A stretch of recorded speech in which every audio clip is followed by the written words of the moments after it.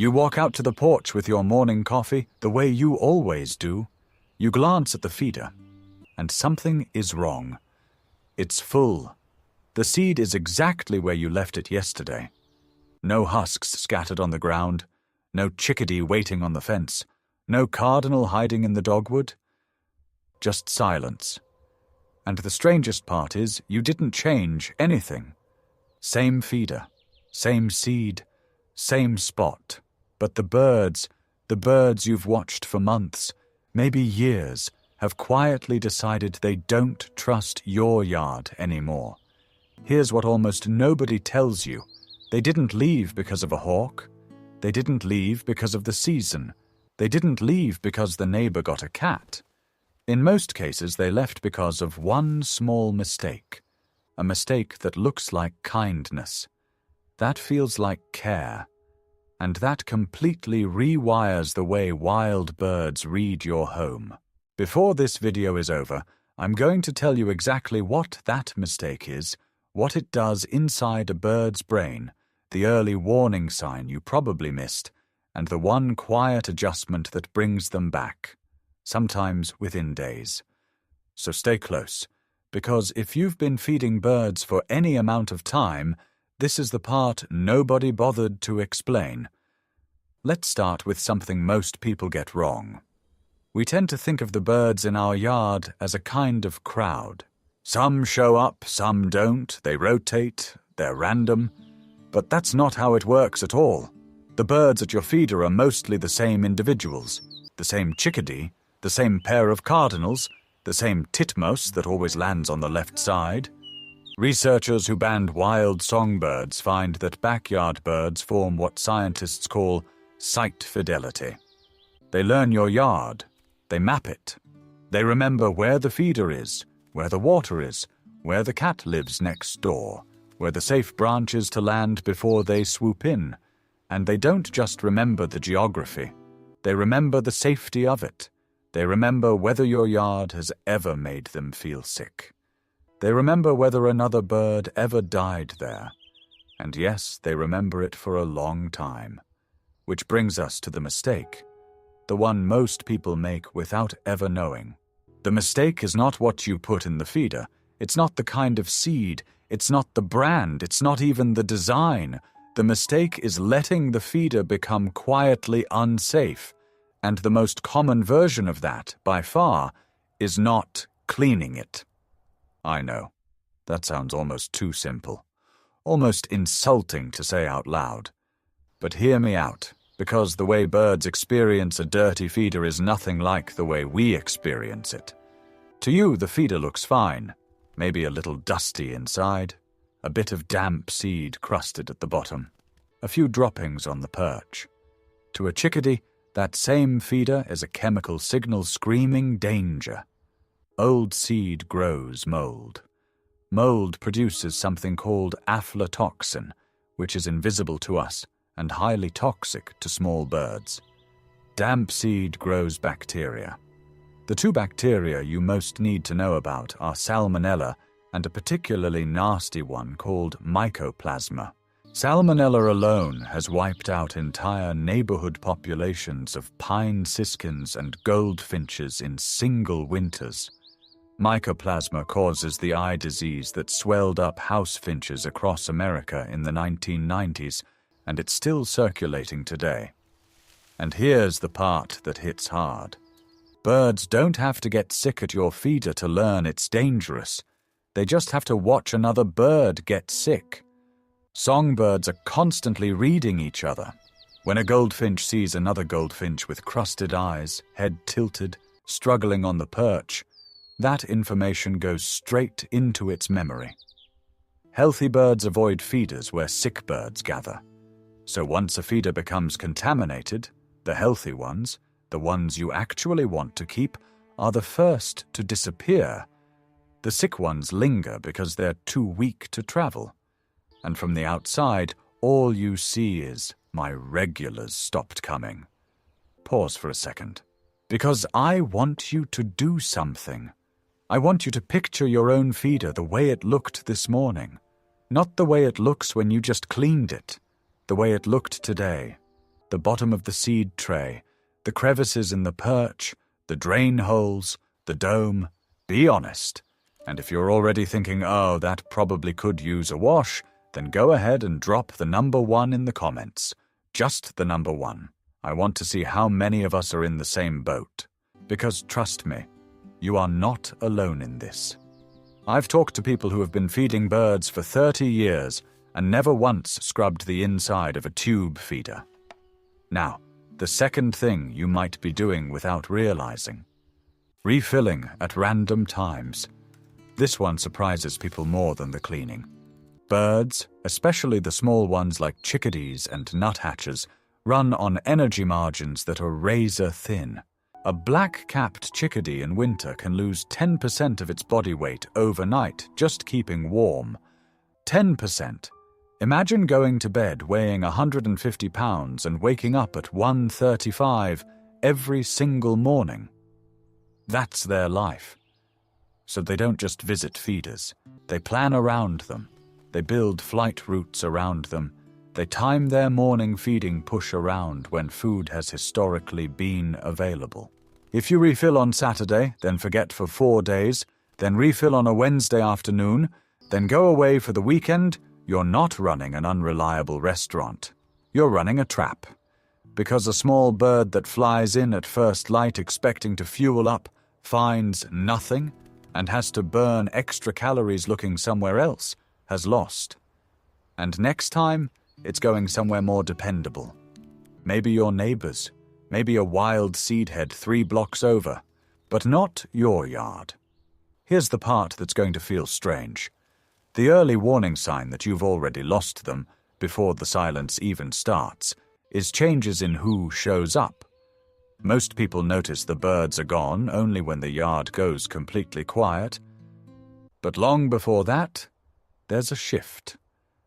The species mix changes. The bold, hungry, less picky birds, starlings, house sparrows, grackles, begin to dominate. The careful particular ones, the cardinals, the chickadees, the nuthatches, the woodpeckers, start fading first. They're more sensitive. They're the canaries. If you've noticed your yard has been getting louder and rougher, with more aggressive birds crowding the feeder while the songbirds have quietly disappeared, that is the sign. That is the sentence the yard is whispering to you. Things are going wrong, and the gentle birds knew first. If you've ever experienced exactly that, the rough birds taking over while the soft ones vanished, that's worth telling someone. Tell me in the comments which bird left first, the one you miss the most. Cardinal, chickadee, bluebird, tufted titmouse. I read those, and I want to know. Now let me tell you something that's going to sound almost mystical, but it's pure biology. Birds remember a yard for years. There's research out of Cornell that's tracked individual black-capped chickadees and their visits to specific feeders. Some birds avoided locations for over 2 years after a single bad experience. 2 years from one event. That's how strong avian spatial memory is. Their brains have a region, the hippocampus, that actually grows in the fall when they need to remember food caches. They're not flying around guessing. They're navigating from a detailed internal map that includes which yards have ever been dangerous, which have been safe, and which have been reliable. So when we say birds stopped trusting your yard, we mean it almost literally. They have a memory of it, and that memory is editable. You can write a new chapter. Which brings us to what to actually do. And I'm going to keep this practical. No fluff. 3 changes. That's it. The first is the one you already know is coming.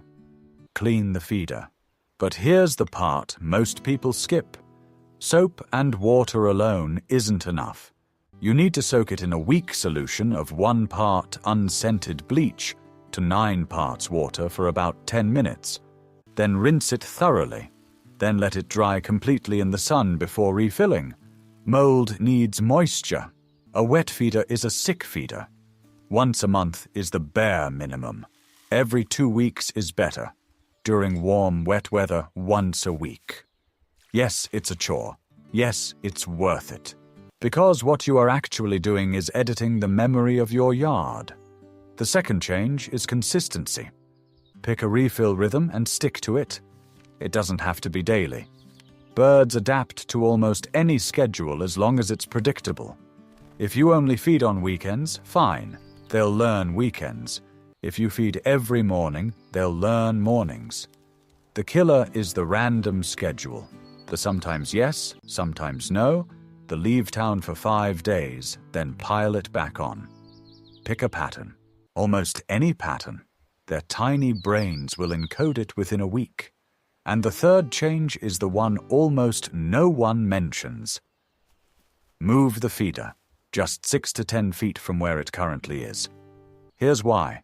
If your yard has been quietly contaminated, or if it's been associated with a predator strike, or if it's just been emotionally tagged in the bird's memory as a bad place, sometimes the simplest reset is to relocate the resource.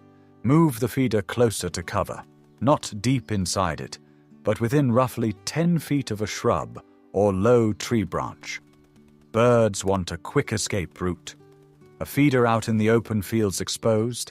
A feeder near cover feels like a roadside diner with a back door. They'll find it, and they'll approach it without the old baggage attached. Do those 3 things together, the clean, the rhythm, the move, and you're going to see something remarkable. Within about a week, the brave ones come back. Usually a chickadee or a titmouse first. They're the scouts, then the woodpeckers, then, often within 2 weeks, the cardinal. And the cardinal is the moment you know your yard has been forgiven. Because cardinals are creatures of habit and caution. When a cardinal pair commits to your feeder again, they're telling other birds, through their visible, calm, repeated visits, this place is safe now. They are walking public relations. They rebuild your yard's reputation in the bird community more than any other species. Let me bring something back from the beginning. That silence, that empty feeder, that morning coffee with no movement on the fence line. It's easy to take it personally, to wonder if you did something wrong, to wonder if the birds don't like you, to wonder if you're somehow bad at this. But the silence isn't rejection. It's information. It's a small, wild population, an ancient one, trying to tell you something in the only language it has. Where they are, where they aren't, who they trust, who they don't. The fact that you noticed the silence at all, the fact that you cared enough to look it up and watch a video about it, is exactly why your yard is going to come back. People who stop feeding birds don't notice empty feeders. You did. That matters. If something in this hits you, if you've been quietly worried about the yard going quiet, you might already know what to do next. The subscribe button keeps these explanations coming. I dig into the small, hidden things in nature that most people never get answered. The why behind the behavior, the science behind the silence. And if you've already cleaned a feeder this season and seen the birds come back, that's a story other people in the comments need to hear. Drop it. Tell us what bird returned first. Help someone else who's standing on their porch right now, wondering what they did wrong. Before you go, one last thing. Because I almost didn't include this, and now I think it might be the most important part. Birds don't forget kindness either.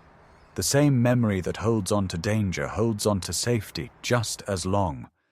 A yard that has been a reliable, clean, gentle place for one full season becomes a destination for years. Generations of chickadees teach their young about your particular feeder, your particular tree, your particular schedule. You become part of their map, quietly, without ever knowing most of the time. The mistake we started with is real, and it's worth fixing. But the thing underneath it is bigger and warmer. The yard you tend, the seed you put out, the small ritual of refilling, it's not a small thing to them. It's a landmark in a wildlife. They notice, they remember, and when you get it right, they tell each other. So go check the feeder. Really look at it this time. You already know what to do.